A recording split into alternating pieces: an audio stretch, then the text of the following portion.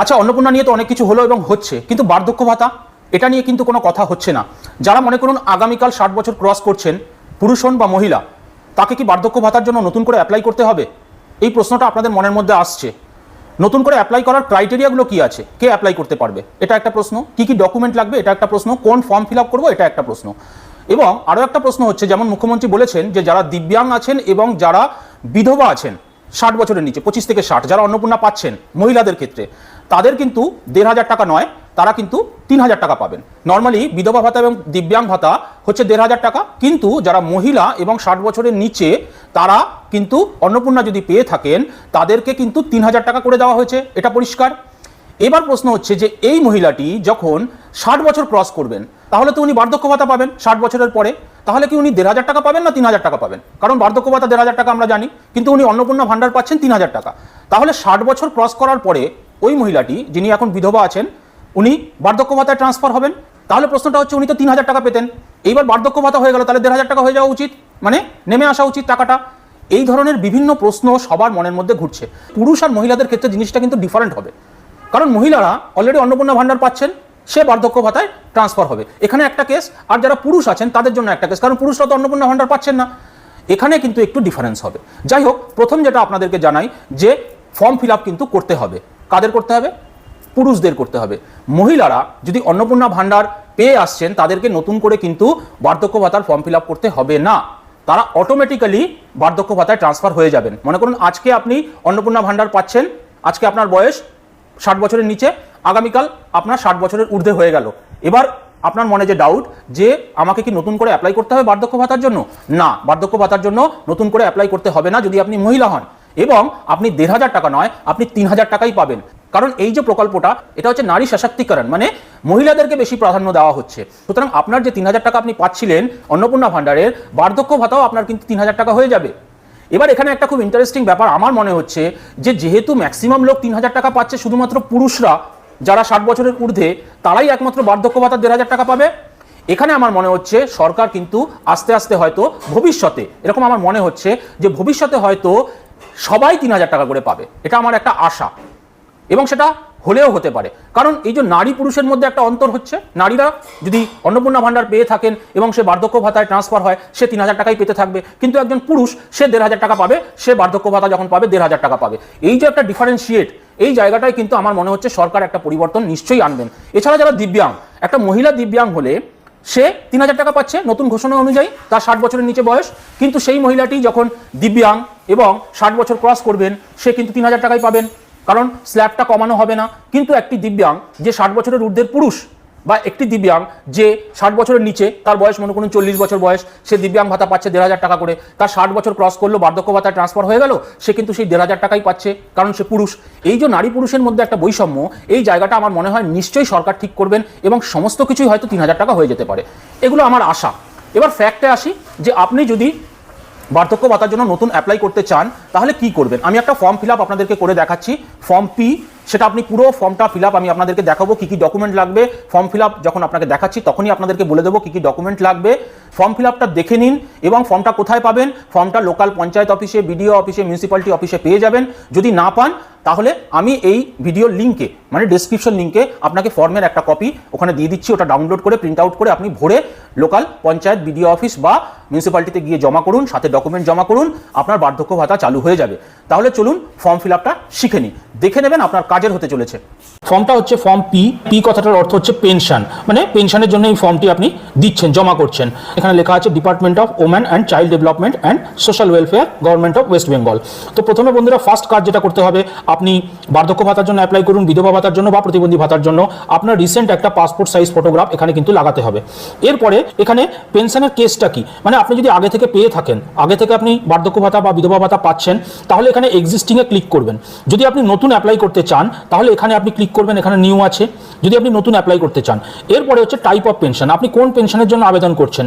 Old age pension মানে বার্ধক্য ভাতা, ডিসেবিলিটি পেনশন মানে আপনি প্রতিবন্ধী কিনা, তাহলে সেখানে টিক করবেন। আর যদি আপনি বিধবা হন, তাহলে আপনি উইডোতে টিক করবেন। এখানে একটি কথা আপনাদেরকে প্রথমেই জানিয়ে রাখি যে অনেকেই বলেন যে আমি তো বার্ধক্য ভাতা আগে পেতাম, এখন আমি বিধবা হয়েছি, তাহলে কি আমি বার্ধক্য ভাতা এবং বিধবা ভাতা দুটোই পাবো? না, দুটোতে টিক করলেও কিন্তু আপনি দুটো পাবেন না, আপনি পাবেন একটাই। হতে পারে আপনি বিধবা, হতে পারে আপনার 60 বছরের বেশি বয়স, কিন্তু আপনি পাবেন একটাই। এরপরে চেয়েছে পার্সোনাল ডিটেলস। পার্সোনাল ডিটেলসে কি কি চেয়েছে? আধার নাম্বার, দেখুন এখানে আমি একটা আধার নাম্বার র্যান্ডামলি দিয়েছি।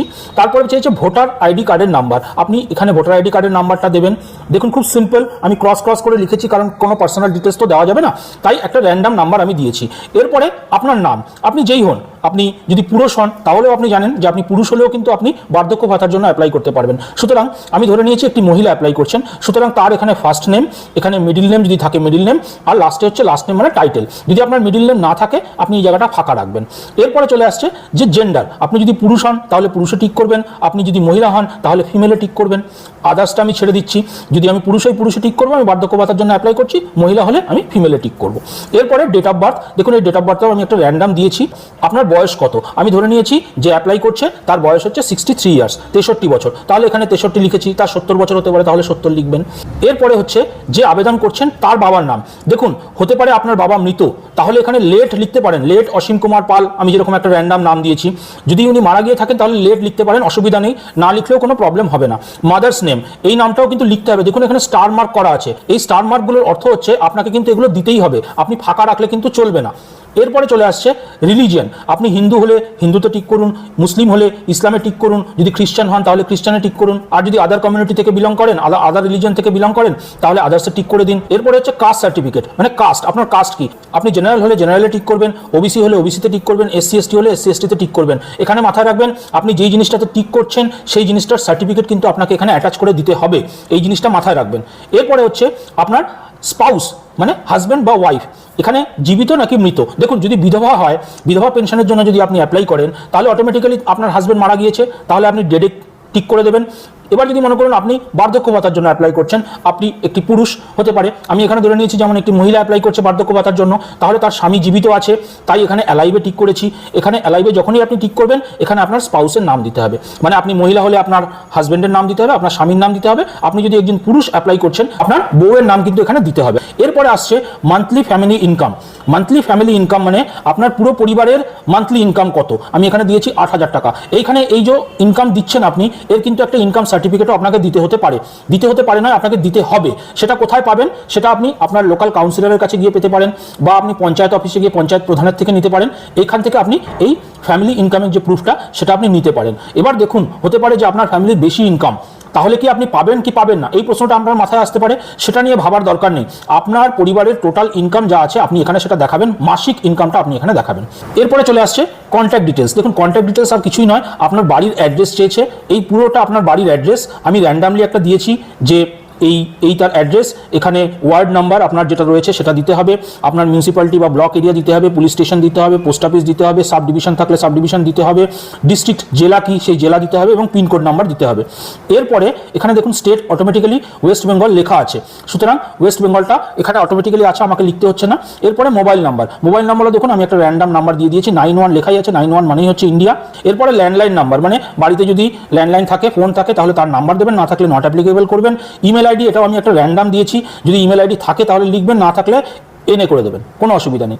এরপরে নিচে দেখুন একটা অ্যাকনলেজমেন্ট কপি আছে, এই অ্যাকনলেজমেন্ট কপিটা কিন্তু ওনারা দেবেন, আপনি যেখানে জমা করবেন, হতে পারে আপনি জমা করছেন মিউনিসিপ্যালিটিতে গিয়ে বা বিডিওতে গিয়ে বা পঞ্চায়েতে গিয়ে, তাহলে এই অ্যাকনলেজমেন্ট স্লিপের রিপ্লাইটা কিন্তু ওনারা দেবেন। এখানে আপনি আপনার নামটা লিখে দিতে পারেন, আর আপনি কোন পেনশনের জন্য আবেদন করছেন সেটা এখানে টিক করে দেবেন, ওল্ড এজ নাকি ডিসেবিলিটি নাকি বিধবা, মানে বার্ধক্য ভাতা নাকি প্রতিবন্ধী ভাতা নাকি বিধবা ভাতা, আপনি যেটা করছেন সেটা টিক করে ছেড়ে দেবেন। বাকি অ্যাকনলেজমেন্ট নাম্বারটা কিন্তু ওনারা দেবেন, অফিস থেকে দেবেন, ডেটটাও ওনারা দেবেন, যে ওনারা কোন দিন আপনি ফর্ম জমা করছেন সেই হিসেবে ওনারা এটা দেবেন। চলে যাচ্ছি বন্ধুরা নেক্সট পেজে আছে, এটা হচ্ছে ডিসেবিলিটি পেনশনের জন্য, মানে প্রতিবন্ধী ভাতার জন্য যদি কেউ অ্যাপ্লাই করে তাহলে এখানে এই পার্টটা তাকে ভরতে হবে। যদি আপনি বার্ধক্য ভাতা বা বিধবা ভাতার জন্য করেন তাহলে এটাকে ক্রস করে দেবেন, এটা আপনার ভরার দরকার নেই। এখানে দেখুন ডিসেবিলিটির অনেক রকমের রয়েছে, কেউ হ্যান্ডিক্যাপ কিনা, কি হিসেবে হ্যান্ডিক্যাপ, সে মানসিক ডিসঅর্ডার আছে কিনা, বা তার মাল্টিপল ডিসেবিলিটি আছে কিনা, যার যা আছে সেটা সে টিক করবে, এবং তার সাথে কিন্তু তার ডকুমেন্টও আপনাকে অ্যাটাচ করতে হবে, সেটা আমি পরে আসছি। এরপরে হচ্ছে যে ওই যে ডিসেবিলিটি মানে উনি যে প্রতিবন্ধী, কতটা প্রতিবন্ধী, প্রতিবন্ধী, মানে 100% নাকি 50% নাকি 70%, সেই পার্সেন্টেজটা এখানে দিতে হবে। এরপরে হচ্ছে ইস্যুইং অথরিটি, আপনার কাছে যে সার্টিফিকেট থাকবে তার মধ্যে সেই ইস্যুইং অথরিটি কিন্তু লেখা থাকবে। আপনার কাছে যে প্রতিবন্ধী ভাতা যে আপনি অ্যাপ্লাই করছেন, নিশ্চয়ই আপনার কাছে একটি সার্টিফিকেট আছে, সেই সার্টিফিকেটের ইস্যুইং অথরিটিটা এখানে লিখে দেবেন। এবার চলে আসছি ব্যাংক ডিটেলসে। দেখুন, ব্যাংক ডিটেলস সবাইকেই দিতে হবে। আপনি বার্ধক্য ভাতার জন্য অ্যাপ্লাই করুন, বা আপনি বিধবা ভাতার জন্য করুন, বা আপনি প্রতিবন্ধী ভাতার জন্য করুন, এখানে সবারই কিন্তু এই ব্যাংক ডিটেলসটা দিতে হবে। এখানে আমি একটা নাম লিখেছি, যেরকম আমি আমার এই ফর্মটা ভরছি রত্নাকুমারী পালের নামে, সুতরাং রত্নাকুমারী পাল লিখে দিলাম। মানে আপনার নাম হবে বেসিক্যালি, কোন ব্যাংক কোন ব্রাঞ্চ, মনে করুন আমি ধরেছি যে আমি বাঁকুড়ার একজনের ডিটেলস ভরছি, সুতরাং SBI বাঁকুড়া লিখে দিলেন। এরপরে অ্যাকাউন্ট নাম্বার, এই অ্যাকাউন্ট নাম্বারটাও কিন্তু আমি র্যান্ডাম দিয়েছি, আপনার যে অ্যাকাউন্ট নাম্বার আপনি সেই অ্যাকাউন্ট নাম্বারটা লিখবেন। এরপরে আপনার যে ব্যাংকের IFSC কোড, সেই IFSC কোডটি এখানে লিখে দেবেন, এটাও কিন্তু র্যান্ডাম। এবং এর আপনার ব্যাংকের যে ফার্স্ট পেজ, তার পেজের কিন্তু জেরক্স দিতে হবে, সেটা আমি এর পরের স্টেপেই আপনাদেরকে দেখাচ্ছি যে কি ডকুমেন্ট আপনাদেরকে দিতে হবে। দেখুন, এখানে আসছে এনক্লোজার লিস্ট, মানে আপনি কি ডকুমেন্ট এই ফর্মের সাথে জমা করছেন। প্রথমে আসছে আধারের কপি, আধারের কপি মাস্ট দিতেই হবে আপনাকে, সুতরাং এখানে আধারের কপিটা আপনি দেবেন এবং সেলফ অ্যাটাস্টেড, নিজে সাইন করে দেবেন, এটা কিন্তু মাথায় রাখবেন। আপনি যদি পড়ালেখা না জানেন তাহলে আপনার আঙ্গুলের ছাপ দেবেন, কিন্তু আপনাকে ওটা সেলফ অ্যাটাস্টেড করে দিতে হবে। এরপরে রেশন কার্ড, যদি রেশন কার্ডের জেরক্স দিচ্ছেন তো রেশন কার্ডের জেরক্সের জন্য দিচ্ছেন তো রেশন কার্ডেও টিক করবেন। ইনকাম সার্টিফিকেট, যেমন আমি আগে বলেছিলাম ইনকাম সার্টিফিকেট দিতে হবে, ইনকাম সার্টিফিকেটেও টিক করবেন। ইনকাম সার্টিফিকেট কোথায় পাবেন সেটাও আমি আপনাদেরকে জানিয়েছি, পঞ্চায়েত অফিসে, মিউনিসিপ্যালিটি অফিসে, নিজের ওয়ার্ডের যে কাউন্সিলর উনিও কিন্তু আপনাকে ইনকাম সার্টিফিকেট ইস্যু করতে পারেন, সুতরাং সেখান থেকে ইনকাম সার্টিফিকেট নেবেন এবং এখানে টিক করবেন, অ্যাটাচ করবেন। ব্যাংকের পাসবুকের প্রথম পেজটা, যেখানে আপনার অ্যাকাউন্ট নাম্বার লেখা আছে, যেখানে আপনার নাম আছে, IFSC কোড আছে, সেই কপিটাও কিন্তু দিতে হবে। এরপরে ভোটার আইডির কপি, সেটাও কিন্তু আপনাকে দিতে হবে। এবং ডিসেবিলিটি সার্টিফিকেট, যেমন আমি বলেছিলাম, আপনি যদি প্রতিবন্ধী হন তাহলে আপনাকে এই প্রতিবন্ধীর এখানে টিক করতে হবে এবং সেই সার্টিফিকেটটা আপনাকে জমা করতে হবে। আর যদি আপনি বিধবা ভাতার জন্য অ্যাপ্লাই করছেন তাহলে আপনাকে হাজব্যান্ডের, নিশ্চয়ই আপনি আপনার হাজব্যান্ড মারা গিয়েছেন তাই আপনি বিধবা, আপনার স্বামী মারা গিয়েছেন, সুতরাং এখানে এটা টিক করবেন এবং আপনার হাজব্যান্ডের, আপনার স্বামীর যে ডেথ সার্টিফিকেট আছে সেই ডেথ সার্টিফিকেটটা কিন্তু আপনাকে এর সাথে দিতে হবে। এই হয়ে গেল বন্ধুরা ফর্ম। এরপরে লাস্টে নিচে এখানে একটা ডেট দেবেন, যেই ডেটে আপনি ফর্মটা জমা করতে যাবেন এবং এখানে নিজের সই করবেন। এবং সই, যদি আপনি অশিক্ষিত হন, পড়ালেখা জানেন না, সই করতে পারেন না, আঙ্গুলের ছাপ দেবেন। লাস্টের এই জায়গাটা পুরোটাই কিন্তু অফিসের ইউজের জন্য, মানে আপনি যেখানে জমা করছেন সেই অফিসার যাকে আপনি জমা করছেন সে এই জিনিসগুলোকে ভরবে, ভরে সে সাইন করবে এখানে নিচে। তাহলে বন্ধুরা মোটামুটি সব প্রশ্নেরই উত্তর দিলাম, যে একজন মহিলা যদি অন্নপূর্ণা ভাণ্ডার পাচ্ছেন, উনি বিধবা এবং দিব্যাঙ্গ হলে 3000 টাকা করে পাচ্ছেন। যখনই তার 60 বছর ক্রস হচ্ছে সে কিন্তু 3000 টাকা করেই পেতে থাকবে, তার ওই স্ল্যাবটা কিন্তু কম হবে না, কারণ উনি মহিলা। পুরুষদের ক্ষেত্রে যদি আপনি 1500 টাকা করে দিব্যাঙ্গ ভাতা পাচ্ছেন, আপনার বয়স 40, 50 যাই হোক, যখন আপনি 60 বছর ক্রস করে যাচ্ছেন তখন আপনাকে নতুন করে ফর্ম ফিল আপ করতে হবে না, অটোমেটিক্যালি এই দিব্যাঙ্গ ভাতা 1500 টাকা যেটা চলছে সেটাই চলতে থাকবে, আপনাকে আলাদা করে বার্ধক্য ভাতার অ্যাপ্লাই করতে হবে না। এবং আশা করছি ভবিষ্যতে এই পুরুষ এবং মহিলার মধ্যে যে বৈষম্য, যে পুরুষ বার্ধক্য ভাতা 1500 টাকা পাচ্ছে, মহিলা বার্ধক্য ভাতা 3000 টাকা পাচ্ছে, এইটা নিশ্চয়ই সরকার পরিবর্তন করবেন এবং এটা নিয়ে ভাববেন। যাই হোক বন্ধুরা তো নন, আপনারা সিনিয়র সিটিজেন, আপনারা আমার ভিডিও দেখলেন, ফর্ম ফিল আপটা শিখলেন। যদি ভালো লাগে একটা লাইক অবশ্যই দেবেন, কিছু প্রশ্ন থাকলে কমেন্ট সেকশনে জানাতে পারেন, তার উত্তর দেবো। এবং সবার সঙ্গে নিজের বন্ধু বান্ধব হোয়াটসঅ্যাপ গ্রুপে শেয়ার করবেন, তাহলে সবারও কাজে আসবে। সবাই ভালো থাকবেন, সুস্থ থাকবেন, দেখা হবে পরের কাজের ভিডিওতে। জয় হিন্দ, জয় ভারত।